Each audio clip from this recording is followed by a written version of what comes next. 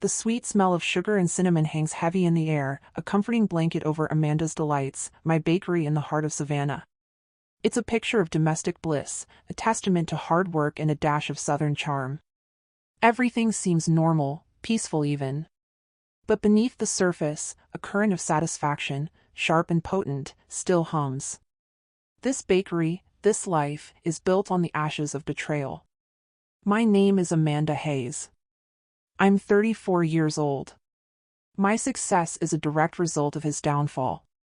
People see the smiling baker, the successful businesswoman. They don't see the ghost of the woman I used to be, the naive girl who fell for a charming liar. They don't see the bruises that bloomed beneath long sleeves, the constant fear that became a twisted part of my life. His name was Trey. He was older, confident, and knew exactly how to make me feel like the only girl in the world. At least, that's how it started. But beneath the surface of his charm lurked a darkness that would slowly consume me. This isn't just a story about baking, it's a story about survival, about turning pain into power, and about a revenge that is far from over.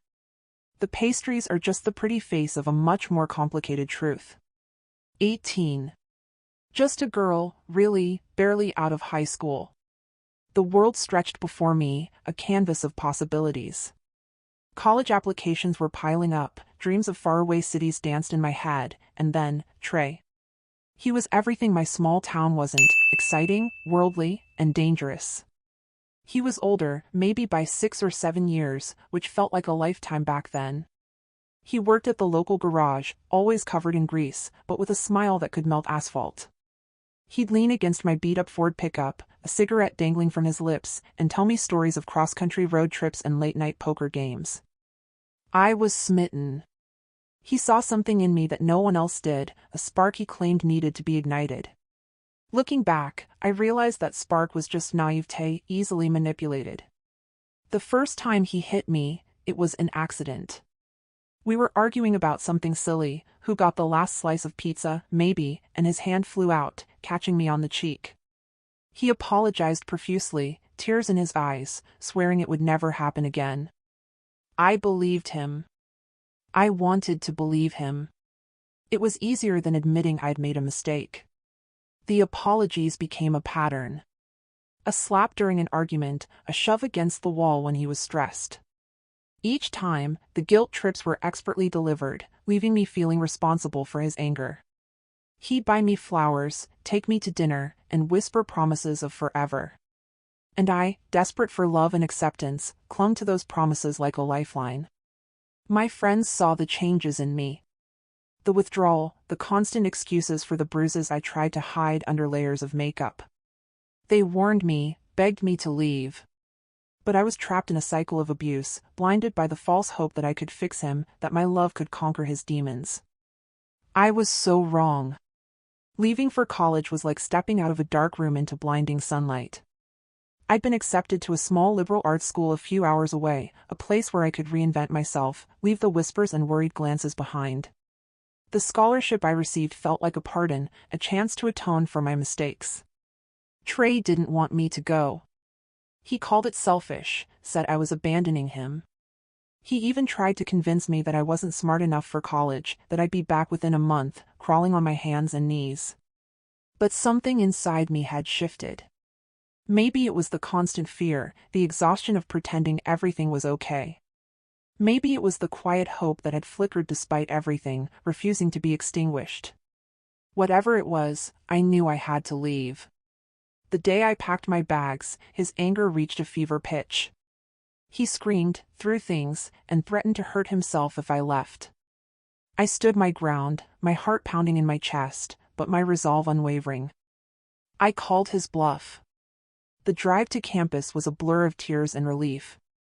As the miles stretched between us, I felt a weight lifting from my shoulders, a lightness I hadn't experienced in years. College was everything I'd hoped for and more. I threw myself into my studies, devouring books and engaging in lively debates. I made new friends, people who saw me for who I was, not who Trey wanted me to be. I joined the debate team, found my voice, and learned to argue without fear. For the first time in a long time, I felt like I was in control of my own life. I worked hard, earned good grades, and even started dating a kind, gentle guy named David. He was the opposite of Trey in every way, patient and respectful, always listening more than he spoke. Those years were a balm for my wounded soul, a chance to heal and grow. I learned to trust again, to believe in myself, and to dream of a future free from violence and fear. But even as I built a new life, the memory of Trey lingered, a shadow in the corner of my mind, a reminder of the darkness I had escaped. I never thought he'd come back. I was wrong. Years passed. I graduated college, moved to Atlanta, and landed a good job in marketing. David and I drifted apart, not from animosity, but from a quiet understanding that we were meant to be friends, not partners. I was happy, or at least, I thought I was. There was a void, a longing for something more that I couldn't quite define. Then, out of the blue, a message request on social media. It was Trey. My stomach clenched. Part of me wanted to ignore it, to block him and erase him from my life completely. But another, smaller part, was curious. What could he possibly want after all this time? He claimed he'd changed. That he'd gone to therapy, gotten sober, and realized the error of his ways. He said he thought about me every day and regretted everything he'd done. He painted a picture of a reformed man, a man worthy of a second chance. I was skeptical, of course. But his words were carefully chosen, designed to appeal to my deepest insecurities and longings. He knew how to play me, even after all these years. He spoke of wanting a family, a home, a life of peace and stability. Things I secretly craved. Against my better judgment, I agreed to meet him for coffee. He looked different, older, but the charm was still there, polished and refined. He was attentive, remorseful, and seemed genuinely sincere.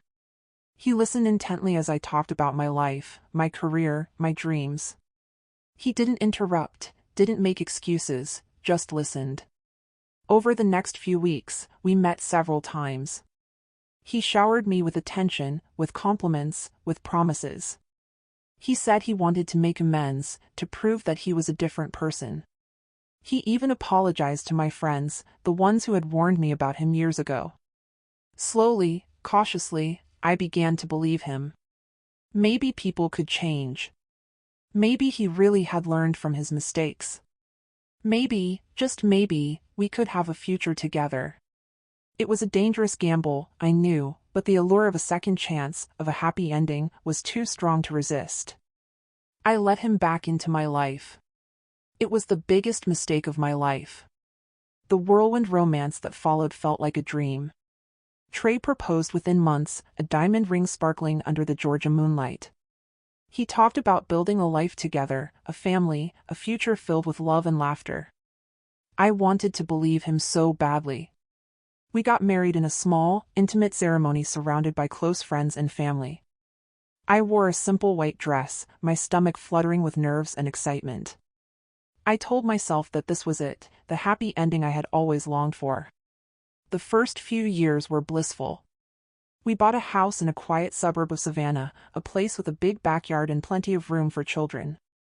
And soon, our family began to grow. One child, then another, and another. Before I knew it, I was a mother of 5, my days filled with diapers, school runs, and bedtime stories. I loved being a mom, but I also felt a yearning for something more, a creative outlet, a way to express myself beyond the confines of motherhood. That's when I started baking. It began as a hobby, making birthday cakes for the kids and cookies for school bake sales. But soon, word spread about my delicious creations, and people started placing orders. I decided to turn my passion into a business. With Trey's encouragement, I opened Amanda's Delights, a small bakery in downtown Savannah. It was a dream come true. I poured my heart and soul into that bakery, creating unique and delicious treats that reflected my southern roots and my love of all things sweet. The bakery became a success, a gathering place for the community, a symbol of my hard work and dedication. I was proud of what I had accomplished, of the life I had built. I had a loving husband, 5 beautiful children, and a thriving business. Everything seemed perfect. But beneath the surface, the cracks were already starting to appear. The charming, reformed Trey I had fallen in love with was slowly disappearing, replaced by the angry, controlling man I had tried so hard to forget. The abuse started subtly at first, a harsh word, a critical comment, a dismissive gesture. Then, it escalated. The slaps, the shoves, the threats.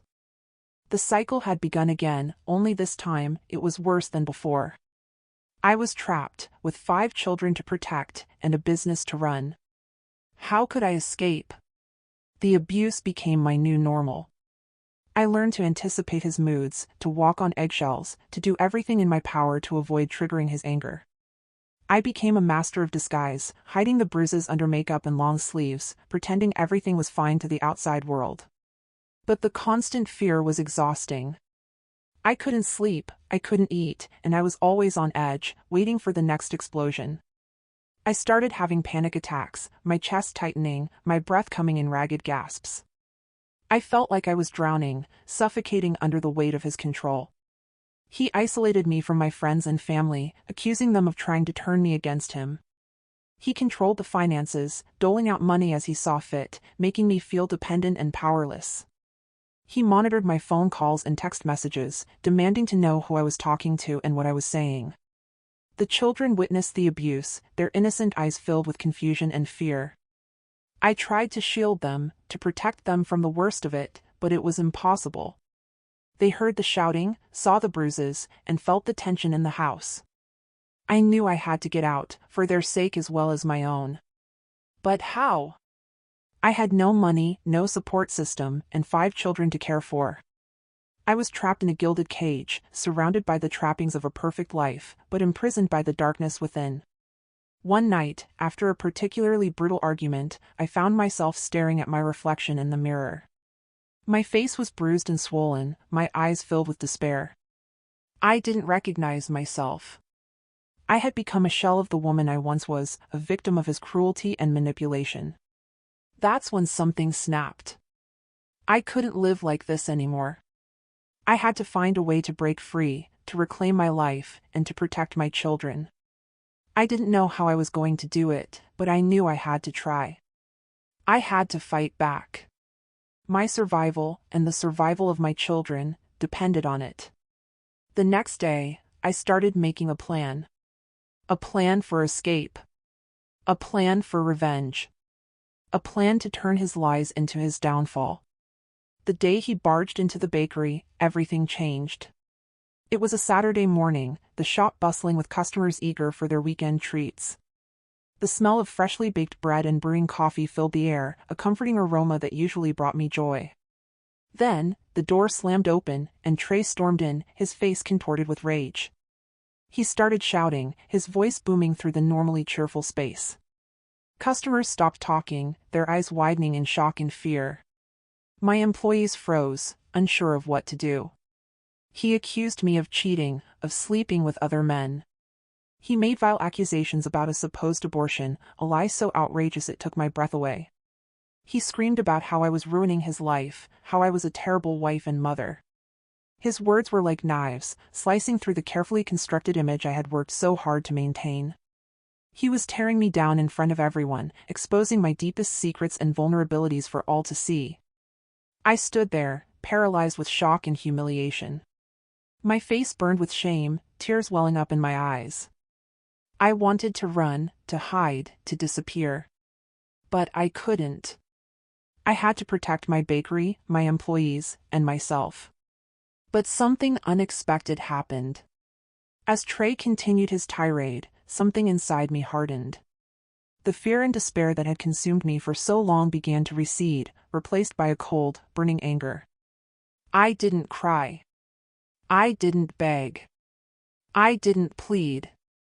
I simply stared at him, my eyes filled with a newfound resolve. He expected me to crumble, to break down, to beg for his forgiveness. But I refused to give him the satisfaction. In that moment, I realized that I was done being a victim. I was done being afraid. I was done letting him control me.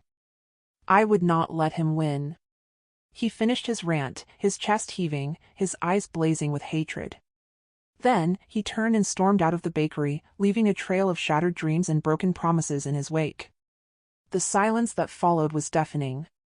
Customers slowly began to leave, their faces etched with concern and sympathy. My employees gathered around me, their eyes filled with worry.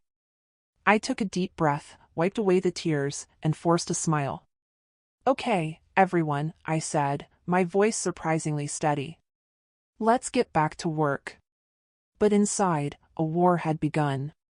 A war that I was determined to win. My revenge would be sweet. That night, after the children were asleep, I sat at my kitchen table, a notebook and pen in front of me. I needed a plan, a strategy. I couldn't just run away, I had to fight back, not just for myself, but for my children. First, I needed evidence. I started documenting everything. Every bruise, every threat, every instance of financial control. I took pictures, wrote down dates and times, and kept a detailed journal of his behavior. It was painful, reliving those moments, but I knew it was necessary. Then, I started reaching out to people I had lost contact with over the years. My friends, my family, anyone who could offer support or advice. I was surprised by how many people were willing to help. They offered a listening ear, a shoulder to cry on, and practical assistance with everything from childcare to legal advice. I contacted a lawyer who specialized in domestic violence cases. She listened to my story with compassion and understanding and helped me understand my rights. She explained the process of filing for a restraining order and divorce and advised me on how to protect my assets and my children. I also started looking into Trey's finances. I had always been excluded from that aspect of our life, but I suspected he was hiding something. I hired a forensic accountant to review our bank statements and credit card records. What they found was shocking. Trey had been embezzling money from the bakery for years, using it to fund his gambling addiction and his affair with another woman. The mistress. I knew there had to be someone else. His sudden rages, his constant absences, his lack of interest in our family. It all made sense now. I hired a private investigator to find out who she was. The answer was more shocking than I could have ever imagined. But that would come later. Armed with evidence of abuse, fraud, and infidelity, I was ready to take action. I filed for divorce, obtained a restraining order, and pressed charges against Trey for domestic violence and embezzlement. He was furious, of course. He threatened me, he tried to intimidate me, but I refused to back down. I had come too far to turn back now. The legal battle was long and arduous, but I was determined to see it through. I testified in court, presented my evidence, and faced Trey's lies and denials with unwavering courage. My lawyer was relentless, exposing his deceit and manipulation for all to see. Finally, the truth prevailed. Trey was found guilty of domestic violence and embezzlement. He was sentenced to prison, stripped of his assets, and ordered to pay me restitution. I had won. But my revenge was far from over. With Trey behind bars, I could finally breathe. But the scars of his abuse ran deep. I started therapy, working through the trauma and learning to trust again. It was a long and difficult process, but I was determined to heal and move on with my life. The bakery became my sanctuary, a place where I could channel my energy and creativity. I expanded the menu, added new items, and started hosting special events. Amanda's Delights became more popular than ever, a testament to my resilience and determination. But I wasn't satisfied with just surviving. I wanted to thrive. I wanted to show Trey that he hadn't broken me, that he had only made me stronger. That's when I decided to buy the building where he had met his mistress. It was a rundown property in a less desirable part of town, but I saw its potential. I envisioned a second bakery, a place where I could offer job training and support to other women who had survived domestic violence. The purchase was complicated, requiring skillful negotiation and a hefty loan. Trey tried to block the sale from prison, but his efforts were futile. I was determined to get that building, and I wouldn't let anything stand in my way. Finally, the deal was done. I owned the building. I spent months renovating it, transforming it from a dilapidated eyesore into a bright and welcoming space. I hired local contractors, many of whom were women, and poured my heart and soul into the project. The grand opening of my second bakery was a celebration of survival and empowerment. Women from all walks of life came to show their support, their faces beaming with pride and admiration. I spoke about my experience, sharing my story of abuse and resilience, and inspiring others to find their own strength. "He tried to bury me," I said, my voice filled with emotion. "But he didn't know I was a seed." The second bakery was a success, a testament to the power of hope and determination. It became a symbol of my triumph over adversity, a place where women could come together to heal, to learn, and to build a better future. But there was still one piece of the puzzle missing. The identity of Trey's mistress. The woman who had betrayed me in the worst possible way. The woman who was about to learn that my revenge was far from over. The private investigator called me one afternoon, his voice low and serious. "I have the information you requested about Mr. Trey's mistress." My heart pounded in my chest. I had prepared myself for this moment, but nothing could have prepared me for the truth. "Her name is Brittany," he said. "Brittany Davis." I knew a Brittany Davis. Several, in fact. It was a common name. "Do you have any other information?" I asked, my voice trembling slightly. He hesitated for a moment. "She's related to you, Ms. Amanda. She's your cousin." The world seemed to tilt on its axis. My cousin? One of my own family members? The betrayal was almost unbearable. Brittany was someone I had known my entire life. We had shared secrets, celebrated milestones, and supported each other through thick and thin. How could she do this to me?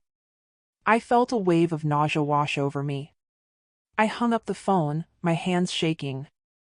I needed to sit down, to process what I had just learned. Brittany. My cousin. Trey's mistress. It was almost too absurd to believe. But the evidence was undeniable. The private investigator had provided photographs, bank statements, and phone records, all pointing to a long-term affair. I thought back to all the times Brittany had been around, all the family gatherings, all the holidays we had spent together. She had been there, smiling and laughing, while secretly betraying me in the worst possible way. The anger that had been simmering beneath the surface for so long finally boiled over. This wasn't just about Trey anymore. This was about family. This was about loyalty. This was about the ultimate betrayal. I knew I couldn't let this go unpunished. Brittany had to pay for what she had done. But how? I couldn't go to the police. What she had done wasn't illegal. This had to be personal. I started plotting my revenge, carefully considering my options. I wanted to inflict the maximum amount of pain and humiliation on Brittany without breaking the law. It had to be subtle, calculated, and devastating. I knew Brittany had always been envious of my success, of my family, of my life. She had always wanted what I had. So, I decided to take it all away from her. Piece by piece. Starting with her reputation. My revenge was about to get a whole lot sweeter. Brittany worked as a real estate agent, her reputation built on trust and integrity. I decided to systematically dismantle that reputation, one carefully placed rumor at a time. I started by subtly questioning her ethics to mutual acquaintances. I would casually mention that I had heard she was inflating property values to earn higher commissions, or that she was representing both the buyer and seller in a transaction without disclosing it. I never said anything directly, just planted seeds of doubt. Then, I started targeting her clients. I would anonymously send them letters detailing her alleged misconduct, providing vague but believable details. I made sure the letters were untraceable, using burner phones and anonymous email accounts. The rumors began to spread like wildfire. Clients started dropping her, her sales plummeted, and her reputation was tarnished. She was losing everything she had worked so hard to build. I watched with satisfaction as her life began to unravel. She became paranoid, suspicious of everyone around her. She started lashing out at her colleagues and friends, alienating herself even further. One day, I saw her at a local grocery store. She looked tired and haggard, her eyes filled with desperation. She barely glanced at me, seemingly not recognizing me or perhaps pretending not to. I felt a pang of guilt, but it quickly passed. She deserved this. She had betrayed me in the worst possible way, and she was finally paying the price. But I wasn't finished yet. I wanted to take away the one thing she valued most, her family. I knew she was close to her parents and siblings, and I decided to turn them against her. I started spreading rumors about her personal life, hinting at infidelity and financial irresponsibility. I made sure the rumors reached her family members, knowing they would be devastated by the news. The plan worked perfectly. Her family turned their backs on her, ostracizing her and cutting her off completely. She was alone, isolated, and utterly broken. I had achieved my goal. I had destroyed Brittany's life, taking away everything she valued most. My revenge was complete. But as I looked at the wreckage I had created, I couldn't help but wonder if it was worth it. Had I become the very thing I hated? Had I sunk to her level? The answer, I knew, was complicated. But one thing was certain, my revenge was far from over. There was still one more person who needed to pay for what he had done. Trey. And I had a plan for him that would make his prison sentence seem like a vacation. Trey thought prison would protect him. He thought he was finally safe from my wrath. He was wrong. I started by visiting him regularly. At first, he was relieved to see me. He thought I was there to forgive him, to offer him a second chance. He couldn't have been more mistaken. I would sit across from him, separated by the thick glass, and tell him about my life. About the success of my bakeries, about the support I was receiving from the community, about how happy and fulfilled I was. I would describe the renovations of my second bakery, detail by detail, making sure he knew exactly where it was located and what it represented. I could see the anger building in his eyes, the frustration that he couldn't do anything to stop me. Then, I started targeting his fellow inmates. I learned about their families, their weaknesses, their vulnerabilities. I used that information to manipulate them, to turn them against Trey. I would anonymously send letters to their loved ones, revealing their deepest secrets and betrayals. I would make sure the letters were delivered at the most opportune moments, causing maximum damage and disruption. The inmates quickly turned on Trey. They ostracized him, harassed him, and made his life a living hell. He was no longer safe, even behind bars. I also started targeting his family. His parents had always been supportive of him, blind to his flaws and his cruelty. I decided to open their eyes. I sent them copies of the police reports, the bank statements, and the private investigators' findings, exposing Trey's abuse, fraud, and infidelity in graphic detail. They were devastated by the truth, their illusions shattered. They disowned him, refusing to visit him or communicate with him in any way. He was completely alone, abandoned by everyone he had ever loved. I visited him one last time, a few weeks before his release date. He looked defeated, broken, and utterly hopeless.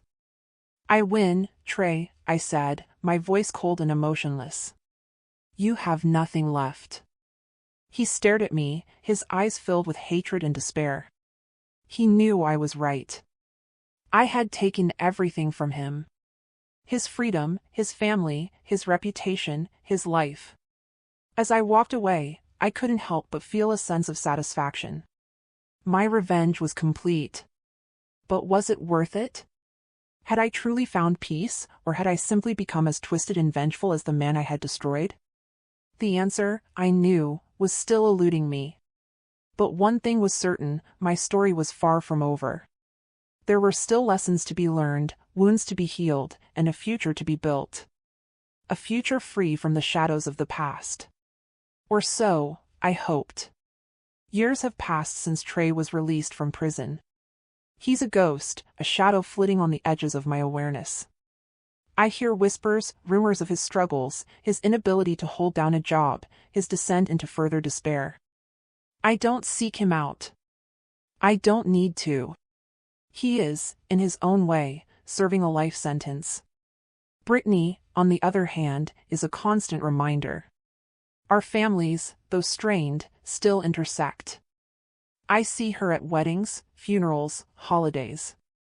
We exchange polite nods, empty pleasantries. The air between us crackles with unspoken accusations and unresolved pain. My children know the truth, or at least, a version of it. I've been careful not to poison them with hatred, but they understand that Trey was a bad man and that Brittany made a terrible choice. They are fiercely protective of me, their loyalty a balm to my wounded soul. I've tried to move on, to find peace, to forgive. But forgiveness is a difficult path, a winding road fraught with obstacles and setbacks. Some days, I feel like I'm making progress. Other days, I'm right back where I started, consumed by anger and resentment. Therapy has helped. I've learned to process my emotions, to set boundaries, and to prioritize my own well-being. I've also found solace in helping other women who have experienced domestic violence, sharing my story and offering support and encouragement. My bakeries continue to thrive, becoming a symbol of hope and resilience in the community. I've expanded my business, opening new locations and offering a wider range of products and services. But even as I build a brighter future, the past continues to haunt me. The memories of Trey's abuse, the sting of Brittany's betrayal, the lingering questions about whether my revenge was justified. I often wonder if I will ever truly be free, if I will ever be able to completely escape the shadows of my past. The answer, I suspect, lies not in forgetting, but in learning to live with the pain, to transform it into something positive, to use it as a catalyst for growth and change. And so, I continue to bake, to create, to inspire. I continue to fight for a better future, for myself, for my children, and for all the women who have been silenced by abuse and betrayal. My story is not over. It is simply evolving. The final chapter has yet to be written. And I intend to make it a masterpiece. The taste of revenge? Still lingering, ever so slightly, on my tongue. Sometimes, late at night, when the bakery is quiet and the city sleeps, I find myself staring at the old photographs. Pictures of Trey and me, young and in love, before the darkness consumed us.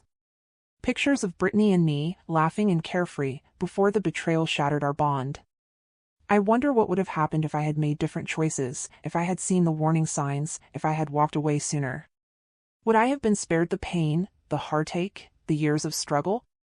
But then, I look at my children, their faces filled with love and hope, and I know that everything I have been through has led me to this moment.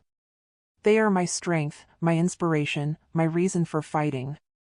And I realize that my revenge, while satisfying in some ways, has not brought me the peace I sought.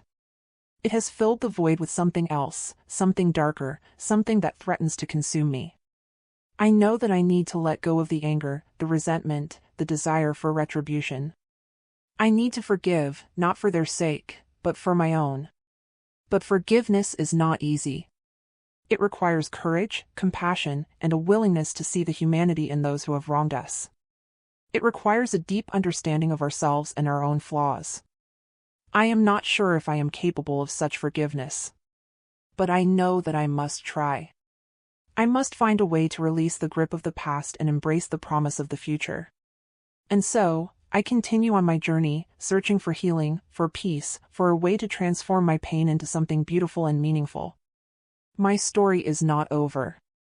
It is simply waiting to be written. As for Brittany and Trey, their stories are their own. I no longer have the energy or the desire to control their destinies. I can only control my own. But sometimes, when I catch a glimpse of Brittany's face, a flicker of something dark and vengeful stirs within me. And I wonder if, perhaps, my revenge is not quite finished after all. Not yet. The taste of sweetness and something else, something sharp, still dances on my tongue. And that, perhaps, is the most honest truth of all. Looking back, I hardly recognize the girl I was. Naive, vulnerable, desperate for love. She made mistakes, terrible ones, but she also survived. She found strength she never knew she possessed. She learned to fight, not just for herself, but for her children. I am not that girl anymore. I am a woman who has faced the darkness and emerged stronger, wiser, and more resilient. I have scars, both visible and invisible, but they are a testament to my survival, a reminder of the battles I have won. I am proud of the woman I have become. I am a successful businesswoman, a loving mother, and a passionate advocate for women's rights. I have built a life that is filled with purpose, joy, and meaning. I have also learned the importance of forgiveness, not just for others, but for myself. I have forgiven myself for the mistakes I made, for the choices I regretted, and for the pain I endured. I have accepted that the past cannot be changed, but that the future is still within my control. I have learned to trust again, to believe in the goodness of others, and to open my heart to love. I have surrounded myself with supportive friends and family who believe in me and encourage me to be my best self. I am still healing, of course. The scars of the past may never completely disappear. But I am no longer defined by my trauma. I am defined by my strength, my courage, and my determination to create a better future. I have learned to embrace the present moment, to appreciate the small joys of life, and to find gratitude in every day. I have learned to live with intention, to pursue my passions, and to make a positive impact on the world. I am not perfect, and I will continue to make mistakes. But I am committed to learning from my experiences, to growing as a person, and to becoming the best version of myself. The journey has been long and arduous, but it has been worth it. I am finally at peace, at least for the most part. I have found happiness, not in revenge, but in resilience, in forgiveness, and in the unwavering love of my children. And as I sit here, surrounded by the sweet smells of my bakery, I know that I am exactly where I am meant to be. A survivor. A warrior. A woman who turned her lies into her downfall. And a baker, of course. Never forget the baking. The scent of vanilla and cinnamon swirls around me, a comforting aroma that has become synonymous with my life, with my survival. I glance around Amanda's Delights, my sanctuary, now a beacon of hope for so many. Outside, Savannah hums with its own rhythm, oblivious to the battles fought and won within these walls. But sometimes, in the quiet moments, I catch myself thinking about Trey. Not with anger, not anymore, but with a detached curiosity. What has become of him? Is he truly remorseful?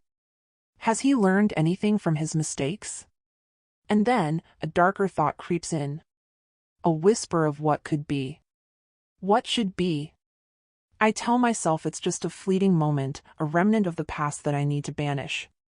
But the truth is, the taste of revenge, however faint, still lingers. Perhaps it's not revenge I crave, but justice. A final reckoning, a way to ensure that he never harms another woman. A way to make amends for the damage he has caused. But what form would that justice take? I've already taken his freedom, his family, his reputation. What more is there to take? The answer, I suspect, is not something I can actively pursue. It's something that will come to me, in its own time. A twist of fate, a karmic retribution, a chance to finally close the chapter on this long and painful saga. And until that moment arrives, I will continue to bake, to create, to inspire. I will continue to build a better future for myself, for my children, and for all the women who have been affected by abuse and betrayal. I will continue to live my life with purpose and passion, knowing that I am a survivor, a warrior, and a woman who has turned her lies into her downfall. But I will also remain vigilant, aware that the shadows of the past can resurface at any time. And when they do, I will be ready. Because some stories, like a perfectly baked pie, are best served with a little bit of spice. And my story, I suspect, is not quite finished baking yet. So, is there more revenge coming? Perhaps. Perhaps not. Only time will tell. But one thing is certain, I will never forget. And I will never let him win. Not again. Thank you for spending your time with my story. Feel free to share your thoughts or reactions in the comments, I'd love to hear from you.